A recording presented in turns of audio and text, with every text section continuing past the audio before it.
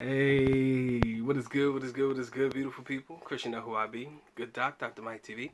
Back again, once again. You already know what it is. First time to the channel, guys. Make sure you subscribe, notify, do all the good things to make yourself well versed in the Good Doc's content. All of my good stuff shall be listed in the link in the description area below. So, first things first, I got to give a shout out to the individual who made me privy to some conversations that were had between a group chat amongst some expats that have or are currently living in the Philippines. This is where the inspiration for this particular topic comes from. I'm just going to give my 2 cents on a comment that was made in this particular chat. I will not divulge any further information than that. But I want to talk about something that I found to be very interesting, or a line or a quote from one of the expats in this particular chat that read that the white chasers are normally the prostitutes. Now, there was a lot of, how can I say this? A lot of colorful language used in this chat, so I kind of want to clean it up a little bit. But that particular line stood out to me amongst all the things that were said. White chasers are normally prostitutes, aka the women that normally chase the white guys or the white expats, European, whatever it may be, are usually prostitutes. Now, every now and again I make generalizations. I try to avoid those at all costs. And here I could say that this would be, or should, or would probably constitute as a generalization. But when he said it, it stuck out to me because although my comments are my comments and they only represent me in the way that I feel and what I believe to be accurate and nobody else's, from my personal experience, I've never objected to the fact that the white expat has pretty much their pick of the litter.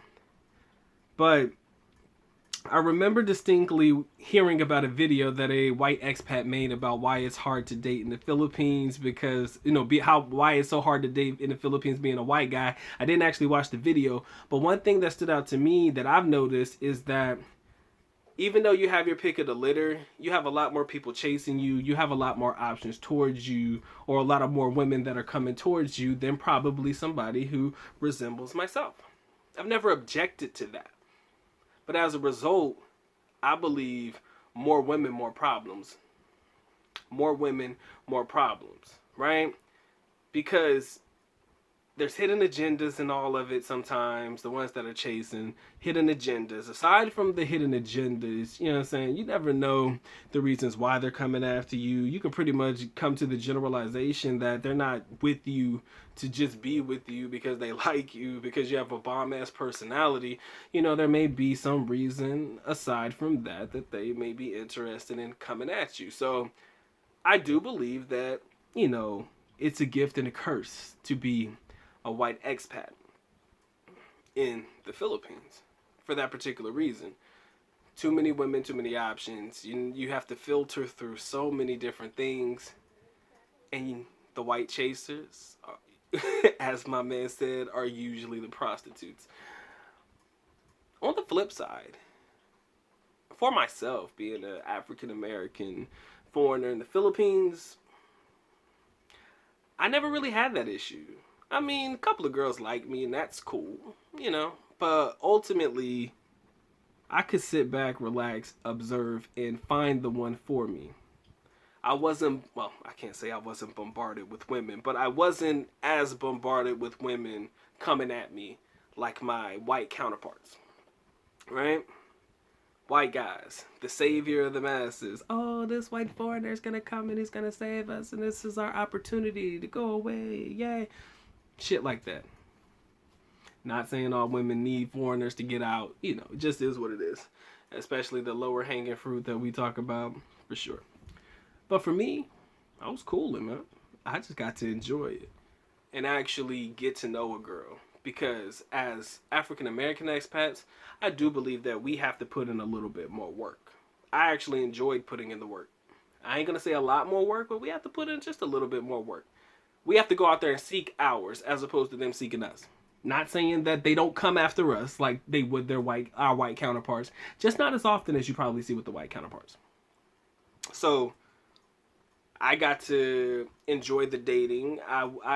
Filtering situations were a little bit easier because, I didn't necessarily concern myself with, oh, was she in it for the right reasons? Is she in it because she just wants to get a green card? Is she in this because she wants access to my funds? Is she with this because she wants access to the opportunity?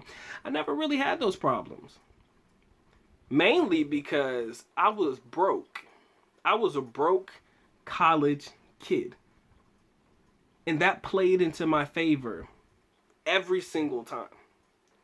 Because I knew that if you was rocking with me, it damn sure wasn't because of my money. And I think that all expats have the opportunity, white, black, or indifferent, to play the broke card. And when I say play the broke card, just be honest. Like, I don't have that. Or, you're not willing to spend that on anything right now. Because some girls, they'll ask for something crazy. I would tell you, start with something small. She's like, oh, I want to go here, I want to go there. I'd rather go over here. This is where I'd rather eat at. Let's go eat over here. You know what I'm saying? Change that up real quick. Tell her this is, when it comes to playing broke, how can I say this? How can I use it in a situation? Basically, she'll ask for you to borrow some money, right? Because the situation will come where she wants to ask for money. It's plain and simple. It's plain as day. For me, what I would do, one of two things. If I was rocking with her and she was really putting out and she was doing her thing and stuff like that, if she asked for an amount, I would give her half of what she asked for. Babe, I need 1,000. I only got 500. I need 1,500. I got 7. Or sometimes I would even keep it at 5. They'll take it or they'll leave it, right? Or I'd be like, I don't have it right now. See how they react when you tell them you ain't got it right now. That's the best test you can have with these Filipinas because you got to test them, right? You shouldn't be in the relationship for 2 or 3 years or 6 months to a year just now starting to test to see if she's really for you or if she's just there. You got to test in the beginning because in the beginning, that's when you figure out if she's just there for a reason or if she's there with ulterior motives or if she's there because she genuinely wants to be there. When you tell her that you can't get her something or you tell her, it ain't working for me right now for us to get involved in anything like that, see her responses and see how she acts.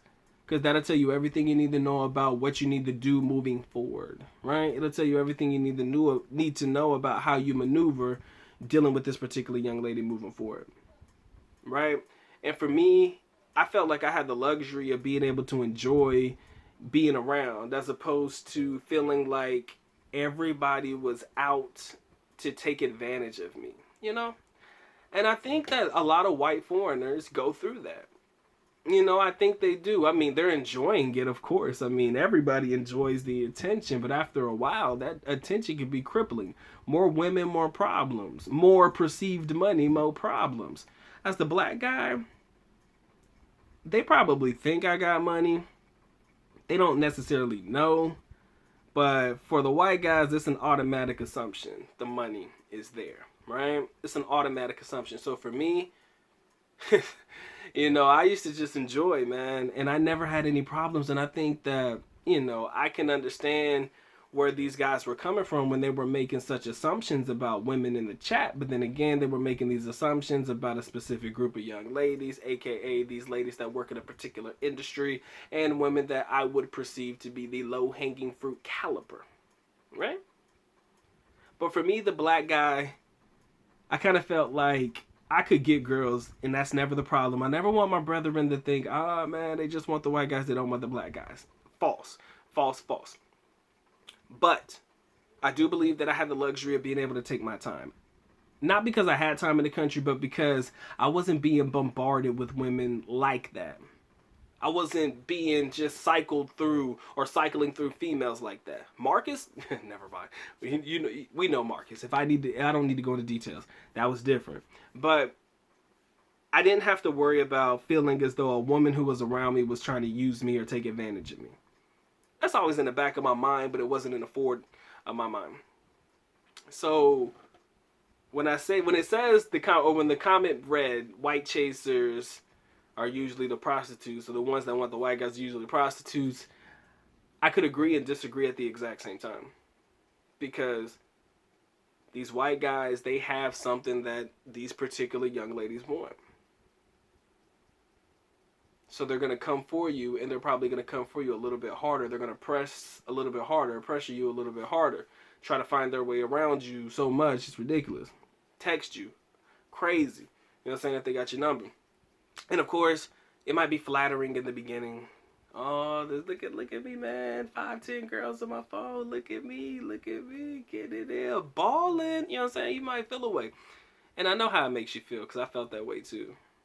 But after a while, I don't really care. I don't really think that a lot of you care whether she's in it to, you know, for the long haul or anything, because a lot of guys are in it just for the short term anyways. But when you start cycling through, you're going to start to realize, damn, it was fun until it wasn't. You know, it was fun until it wasn't. But for me, I felt like I got to pick and choose mine. They didn't pick and choose me. And although that may seem like, they don't want black guys, we got to go out there and put a little extra work in, you do have to put in some work. But at least you can put in the work for the ones that you want. The ones that you can look through and, you know, focus in and locking on and say, you know what, she has potential. As opposed to being bombarded with women every day and trying to figure out, yo, who am I going to sleep with tonight? So, I don't know how this video is going to find you. But if it finds you in a blessed mood, if it finds you in a giving mood, y'all make sure y'all drop a like on this video. Y'all make sure y'all subscribe to the video. You make sure you check out my Patreons in the description area below. Great exclusive content over there on the Patreon channel. I got Cash App, man. Get your boy looked up. It is what it is. If you feel like dropping a thank you, couple dollars on the Good Docs books, man. There's a thank you button with a heart around it. Couple dollars towards the man's final dreams. All right, things that I could do to really benefit the channel and, you know, take us to the next level. All right, I appreciate your time, effort, and energy. If you made it this far, just give me the laughing emoji and say white chasers, that's funny. In the comment section, type in white chasers, that is funny, in parentheses, and then you can leave your comment. Again, testing you guys' ability to make it through to the end of my videos. Alright, love you guys, sincerely do. With that being said, the Good Doc is officially out. I at least not go alone, which means I am going now. Bye-bye, as always. Love you guys, sincerely do. Makita, mabuhay. Peace.